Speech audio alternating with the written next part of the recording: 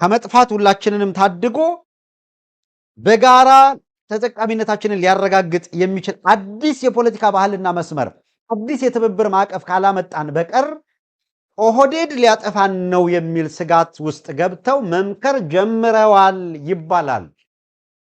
ይህ አይነት ነገር ከተሰማበት ጊዜ ጀምሮ ደጋግመን የምናነሳው የአማራ ህዝብ ለህልውና ትግል የወጣባቸው ቁልፍ ጉዳዮች በማናቸውም የትብብር ማዕቀፍ ውስጥ ኮምፕሮማይዝ እንዳይደረጉ ተጠንቀቁ።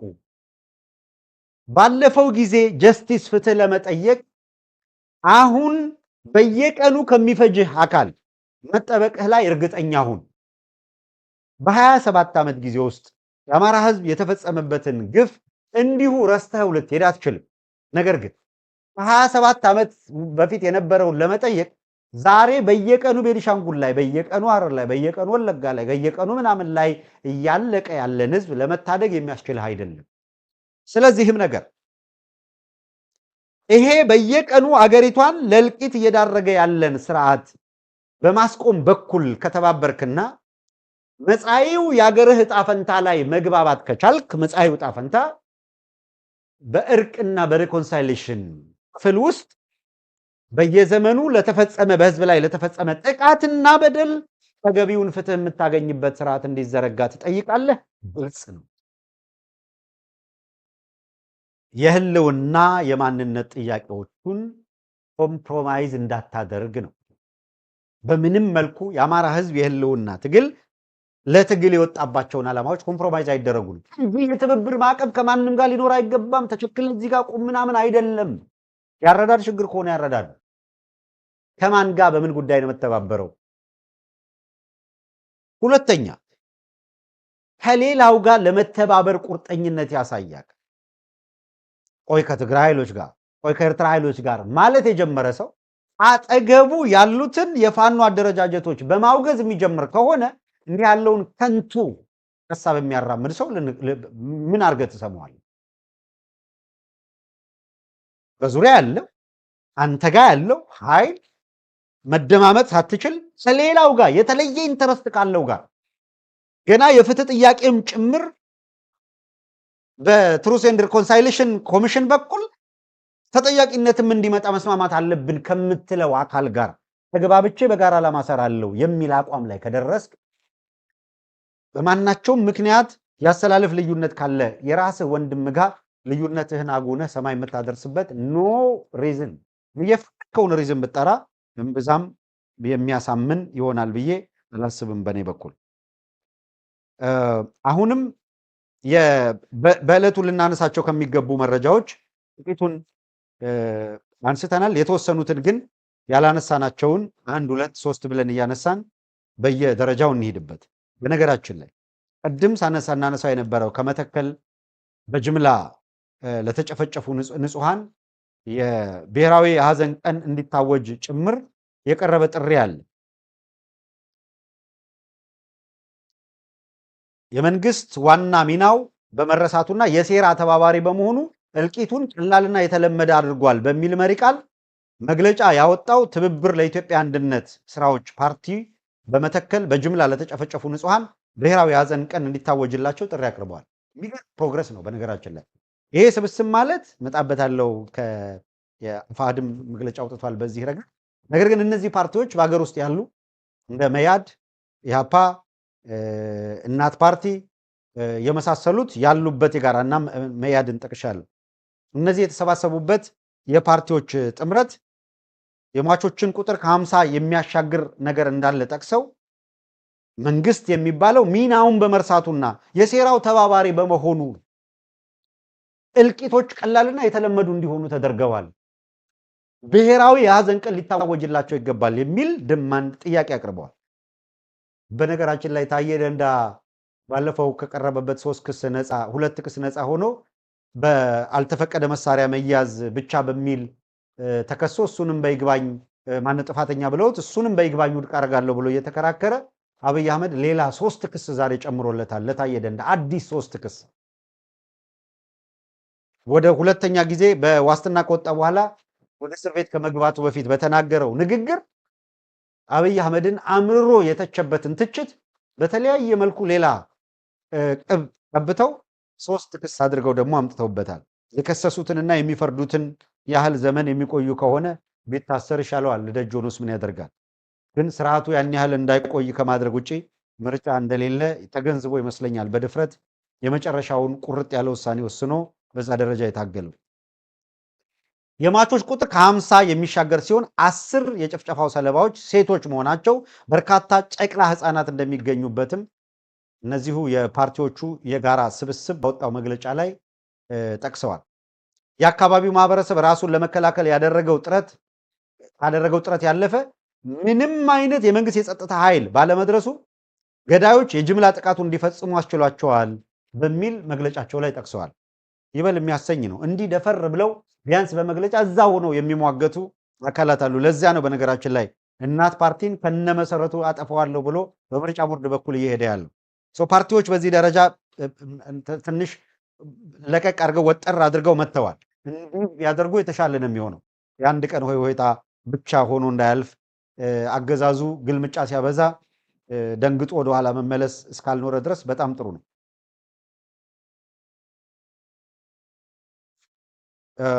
የኢትዮጵያ የክፉ ቀን ወዳጅ የሆኑ ዲፕሎማቲክ ማህበረሰብ አካላትና በውጭ ሀገር የሚገኙ በህግ ሙያ የተሰማራችሁ ትውልደ ኢትዮጵያውያን ፍትህ በሀገራችን በመጥፋቱ ዓለም አቀፍ ተጠያቂነት እንዲሰፍን እገዛ እንድታደርጉ ሲሉም ጥሪ አቅርበዋል። እንግዲህ በሀገር ውስጥ ያሉ ፓርቲዎች በዚህ ደረጃ ጥሪ እያቀረቡ ያሉት ለመላው የኢትዮጵያውያን ቦታና ጊዜው ቢለያይ እንጂ በሀገራችን ለዘር ፍጅት ጄኖሳይድ አሁናዊና ከበቂ በላይ አስቻይ ሁኔታ መፈጠሩን ተገንዝቦ በጋራና በትብብር እንዲቆም ብሎም ራሱን ለመከላከል እንዲዘጋጅ አጠቃላይ ጥሪ ቀርቧል። እንደዚህ ያለ በጣም ድፍረት የተሞላበት ከሬጅ ያለው መግለጫ ወሳኝ ነው። ትብብር ለኢትዮጵያ አንድነት መስራች ፓርቲዎች የአራት ፓርቲዎች ማለትም የእናት ፓርቲ፣ መኢአድ፣ ኢሃፓና አማራ ጊዮናዊ ንቅናቄ የተሰኙ ስብስቦች ናቸው። ከዚህ መካከል እናት ፓርቲ የሚባለውን ለመነጠል ከእናት ፓርቲ 1 3 4 በግዢ ወስዶ የአብይ አህመድ አገዛዝ እናት ፓርቲ እዚህ ጥምረት ውስጥ እንዳይቆይ ፍላጎት አለ፣ ጥያቄ ቀርቧል እያለ እየተንቧቸ ነው የሚገኘው። ይሄም ተቀባይነት ሊኖረው አይችልም፣ ግን እየሞከረ ነው ያለው። ሌላው አፋሕድ ያወጣው መግለጫ ነው። አፋሕድ በመግለጫው በስልጣን ቢጣሉም በዓላማና በግብ አንድ በሆኑት የኦህዴድ ብልጽግናና በሸኔ የተቀነባበረው ይሄ የጄኖሳይድ ጭፍጨፋ ኢላማ ያደረገው በጠላትነት የፈረጁትን አማራን ቢሆንም በሩዋንዳ ጄኖሳይድ ከተፈጸመበት ቱትሲ ጋር የተገኙ የሁቱ ብሔር አባላትም አብረው እንደተጨፈጨፉ ሁሉ አሁንም ከአማራ ጋር አብረው የተገኙት የሽናሻና የጉሙዝ ማህበረሰብ አባላትም ተገለዋል፣ ቆስለዋል፣ የጥቃቱ ሰለባም ሆነዋል። በዚሁ አጋጣሚ የፋኖ ኃይሎች በከተሞች የማጥቃትና የመከላከል አውደ ውጊያዎች በማድረግ ድል ቀንቶናል ሲሉም ዘግበዋል። አገዛዙ በበኩሉ ንጹሐንን ኢላማ ያደረጉ የድሮን ጥቃቶች መፈጸሙም ደግሞ ከተለያዩ ወገኖች የተገኘው መረጃ የሚያመለክት ነው። የተወሰነውን መረጃ ላቅርብና ወደ ማጠቃለያችን ወደሚሰጠን ጥቅል ሀሳብ አልፋለሁ። በወሎ ቤተ አማራ ቀጠናዎች በቀጠለው ውጊያ አፋባሃ ሚኒሊክ ዕዝ የደጋው መብረቅ ኮር ታላቅ ያለውን ድል ማስመዝገብ ይፋ አድርጓል። ማስመዝገቡን በጠንካራ ተዋጊ የፋኖ ኃይሎች የተደራጀው የደጋው መብረቅ ኮር ጽናት ክፍለ ጦርና ነፃ ባወጡት በደላንታ ወረዳ ፀሐይ መውጫ በሰቅ አቦ ላይ ባደረገው ከባድ ውጊያ በአገዛዙ ጦር ላይ መጠነ ሰፊ ያለውን ጉዳት ማድረሱን ገልጿል። ከአንድ ቲም በላይ የአገዛዙ ጦር በሞት ወይም በአውደ ውጊያ በርካታ ቁስለኛው ወደ ወገል ጤና ከተማ መጓጓዙን የግንባር መረጃዎች አመልክተዋል። ህዳር 14 ቀን 2018 ዓ.ም ከጠዋቱ 12 ሰዓት እስከ ረፋዱ 3 ሰዓት በዘለቀው አውደ ውጊያ የሻምበል መሪውን ጨምሮ ከአንድ ቲም በላይ ኃይሉን በሞት ያጣው አገዛዙ በደላንታ ወረዳ ፀሐይ መውጫና በዙሪያዋ በአንድ ሳምንት ውስጥ ሁለተኛ ሽንፈት እንዳስተናገደ የመረጃ ምንጮቻችን አረጋግጠው ነግረውናል። ውጊያው የተቀሰቀሰው በተለይም በሌሊት ለከበባ በገባ ያገዛዙ ጦር እንደሆነ የገለጹት የግንባር መረጃዎች ለከበባ የገባው ሰራዊት የከተማ ወሳኝ ቦታዎች ላይ ተቆርጦ ፉኛ መመታቱን አፋባሃ ሚኒሊክ ዕዝ ነግሮናል። የአፋባሃ ሚኒሊክ ዕዝ ኮር የፋኖ ኃይሎች ካገዛዙ የሰሜን ምስራቅ ዕዝ 108ኛ ኮር ሰራዊት ጋር በምዕራብ ወሎ ጃማ ወረዳ ቀያፈር ከተማ ሌሊቱን ከባድ ውጊያ ላይ መክረማቸውን በገለጹበት መረጃ ነው ቀደም ሲል ያነሳንላችሁን አንኳር ወይም ወሳኝ ድሎች እንዲመዘገቡ ማድረጋቸውን የገለጹት። እንዲህ ያሉ የተጠናከሩ የድል ዜናዎች እዚህም እዚያም እየተሰሙ ነው። የፋኖ ኃይሎች በውስን መስዋዕትነት ሙሉ ኃይላቸውን ማውጣት ችለዋል። መጀመሪያ ከበባ ሊፈጽም ከመጣው አካል ይሄ በአገዛዙ ላይ ብልጫ እየያዙ መሄዳቸውን የሚያሳይ ነው። ይሄ በአገዛዙ ላይ የያዙትን ብልጫ ለማስቀጠል የሚያደርጉት እንቅስቃሴ ግን በሁሉም መስክ የሚጠበቅባቸው አካላት ኃላፊነታቸውን ሲወጡ ነው ለውጤት የሚበቃው ነው። ይህ በእንዲህ እንዳለ በዚሁ የወሎ ቤት አማራ ቀጠና በደቡብ ወሎ ዞን ወግዲ ወረዳ የድሮን ጥቃት የተፈጸመ ሲሆን ጥቃቱ በወግዲ ወረዳ አብዩ ጎርባ በተባለች ታዳጊ ከተማ ላይ በንጹሐን መኖሪያ ቤቶች ላይ የተፈጸመ ጥቃት መሆኑ ታውቋል። በጥቃቱ የአንድ አባወራ መኖሪያ ቤት ሙሉ በሙሉ መውደሙን አረጋግጠውልናል። ግለሰቡ ሰላማዊ የንግድ ሰው እንደሆኑ የገለጹት የአካባቢ ነዋሪዎች በአጋጣሚ ለማህበራዊ ጉዳይ መላ ቤተሰቡ ከቤት ውጭ በመሆናቸው በጥቃቱ መትረፋቸውን ነግረውናል። ነገር ግን ቤቱ ሙሉ በሙሉ እንዲወድም ሆኗል።